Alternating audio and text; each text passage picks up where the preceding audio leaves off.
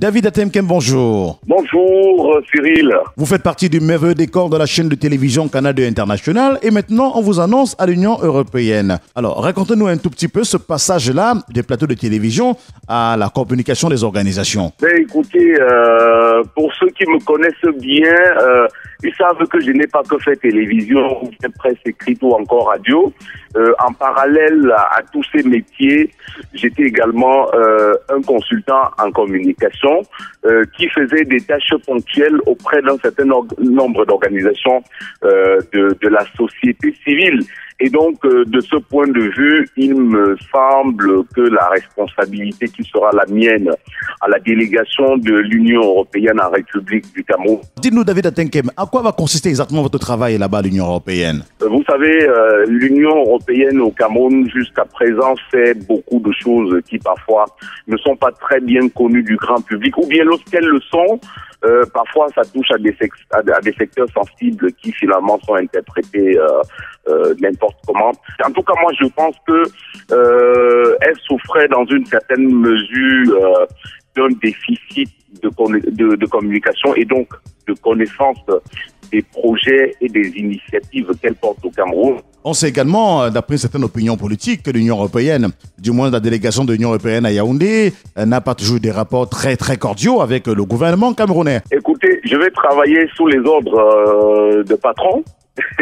Je ne serai pas le porte-parole ou le porte-voix de la délégation de l'Union européenne au Cameroun. C'est une mission bien compliquée et je vais travailler dans l'ombre en back office. Je donnerai quand je serai sollicité par mes patrons mon avis sur un certain nombre de questions qui engagent l'action de l'Union européenne au Cameroun. Et vous le disiez, il y a un important volet politique qui concerne notamment la promotion de la démocratie, la lutte contre la corruption, etc.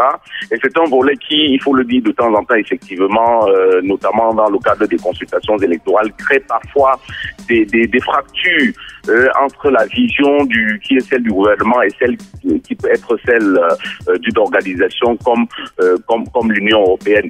Moi, je ne me mettrai pas, pour vous dire la vérité, c'est l'ambassadeur chef des délégations, ce sont ces chefs immédiats qui ont la responsabilité de porter au devant de la scène l'opinion de l'Union européenne en ce qui concerne ces questions parfois sensibles. Comment s'est fait la séparation? Comment est-ce que vous lui avez annoncé la nouvelle à lui, Emmanuel Chatué, PDG de Canal 2, ainsi qu'à vos collaborateurs, à vos collègues et collaborateurs de cette chaîne de télévision? Comment vous avez organisé votre séparation d'avec ce beau petit monde? Donc, comment est-ce que ça s'est passé la séparation? Autant vous le dire, ça n'a pas été facile. En tout cas, j'ai eu des patrons qui étaient assez exceptionnels, à commencer par le premier d'entre eux, le PDG, le fondateur de Canal 2. Et donc, je suis allé, après plusieurs jours d'hésitation, je suis allé le voir à son domicile. Et je lui ai parlé de cette chance de cette opportunité de recrutement que m'offrait la délégation de l'Union européenne au Cameroun. Nous avons ensemble évoqué les enjeux et finalement on a convenu qu'il s'agissait d'une opportunité qu'il ne fallait pas rater. Mais cela dit, il a compris et il m'a dit qu'il me comprenait et voilà. On a échangé, il m'a offert un cadeau et puis voilà.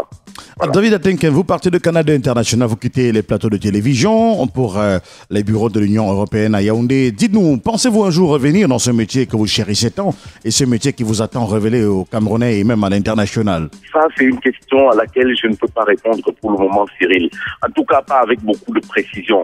Mais ce qui est sûr, c'est que je m'embarque dans une nouvelle aventure qui s'appelle la communication institutionnelle. Je ne serai plus libre comme ça a été le cas. J'ai passé 4 années formidables, ou plutôt 14 années formidables à faire le journalisme comme on me l'a appris en France, c'est-à-dire ne rien dire pour plaire et ne rien dire pour nuire non plus. Maintenant, je vais travailler dans un environnement un peu plus diplomatique où on ne prend pas la parole n'importe comment. Ça fait partie du registre de l'apprentissage. Ça, c'est ce que j'apprendrai là-bas. On va y aller et puis on va voir ce que ça donne. Une chose qui est sûre, c'est que je me donnerai à fond. Je donnerai le meilleur de moi-même pour que cette autre aventure ne soit pas pour moi une déception. Donc je mettrai les petits plats dans les grands pour que les missions qui m'ont été confiées dans le job description de cette responsabilité, pour que ces missions soient accomplies de la meilleure des façons. Donc maintenant, le reste, je me confie à Dieu et je me dis, c'est lui qui décide de tout, quoi. Voilà. Et pour terminer, David Atemken, les jeunes sont très nombreux à vous écouter et vous ont pris pour modèle. Ils sont nombreux dans des centres de formation en journalisme qui voudraient vous ressembler demain, tenir aussi bien des plateaux avec des éminences grises, savoir distribuer la parole et ressortir l'information nécessaire pour l'édification des consciences et des opinions. Aujourd'hui, du journalisme de la télévision à journalisme des institutions, vous partez de la télé pour une institution qui est l'Union européenne. Votre message à la jeunesse qui vous écoute en ce moment et qui vous voit grandir, qui vous a vu à la télé et qui vous voit aujourd'hui donner une autre dimension à votre carrière. Le premier message, c'est cette citation d'Antoine de Saint-Exupéry que j'aime beaucoup. Il a dit, et je le cite, ce que d'autres ont réussi, on peut toujours le réussir. Ce que d'autres ont réussi, on peut toujours le réussir. Ça, c'est le premier message. Et donc, tout est dans le travail. C'est un message que je passe à la jeunesse plus globalement considérée. Maintenant, aux jeunes qui aspirent à faire le métier de journalisme, moi, je leur donne ce conseil. Il faut bien apprendre le métier de journaliste. Et bien l'apprendre ne signifie pas forcément avoir été dans une école comme l'École supérieure des sciences et techniques de l'information et de la communication estique, ou bien avoir été au CFPJ de Paris. Bien l'apprendre, ça peut être acheter des livres, les lire correctement et apprendre à connaître le droit des médias et la déontologie. Donc lorsque vous avez tous ces éléments, il faut être courageux pour aborder les sujets que certains considèrent généralement comme sensibles. Il faut savoir jusqu'à où ne pas aller.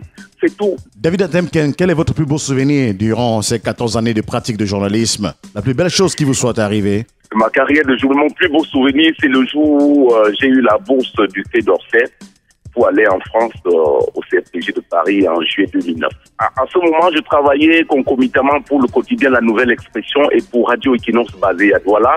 J'étais correspondant d'une radio qui n'émettait même pas à Yaoundé. Et donc, il y a un diplomate français qui était allé à Douala et qui m'a écouté sur l'antenne de Radio Equinox. De retour à Yaoundé, il a demandé à me rencontrer.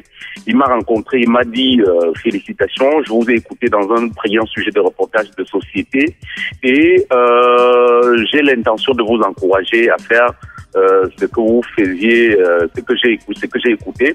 Et donc c'est comme ça qu'il m'a encadré, Jean-Louis Roth comme il s'appelle à l'époque, il est parti du Cameroun. Et c'est comme ça que, grâce à lui, j'ai eu cette bourse qui m'a permis d'aller approfondir ma connaissance du journalisme de télévision au CFPJ de Paris. Et comme je vous l'ai dit, ça a été un grand tournant de ma carrière. Tout frais payé pour un fils, pour un enfant issu de famille modeste. Pour moi, ça a été, je vais dire, c'est probablement l'un des meilleurs moments de ma carrière parce que en France, j'ai réalisé de jolis sujets. Et j'avoue que c'est l'un de ces sujets qui, après avoir été regardé par le PDG de Canal 2, a conduit à l'idée de mon recrutement. Et justement, on parle beaucoup aujourd'hui de Canal 2 International, c'est la chaîne que vous quittez pour l'Union européenne, mais on oublie que Equinox vous a véritablement permis de mettre le pied à l'étrier et vous aura beaucoup apporté. Alors, est-ce qu'il y a une page noire de votre carrière de journaliste que vous voulez partager avec nous? Il y a eu quand même un moment, non? Un moment sombre dans votre carrière, ça arrive parfois? Oui, il y a des moments sombres. Nous avons fait pour entrer à l'ESTIC, ce qu'on appelait à l'époque un concours, le concours administratif. Ça veut dire qu'on avait fait le concours, pas comme on le fait aujourd'hui. On a fait le concours en 97 pour sortir fonctionnaire. Et lorsque nous sommes sortis et lorsqu'on travaillait les procédures d'intégration, il y a quelqu'un qui a bloqué nos dossiers au premier ministère, quelqu'un dont je ne vais pas donner le nom ici, parce que finalement, ça nous a aidé tous les gens de la 28e promotion. La page sombre, c'est qu'on est sorti, on devait être des fonctionnaires. Finalement, on l'a pas été. Et on a dû, pour chacun d'entre nous, aimer Robert Bina, Chetabilé, tout ce beau monde que vous voyez aujourd'hui, on a dû végéter, entre guillemets, pendant quelques 5 ou 6 mois et chacun se demandait, mais mon Dieu, qu'est-ce qui va se passer? Donc, je crois que c'est le trou noir. c'est ça qui m'a fait à un moment donné douter de moi.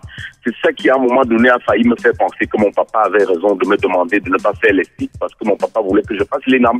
Et je lui ai dit, je serai journaliste et je ne peux pas faire un autre concours.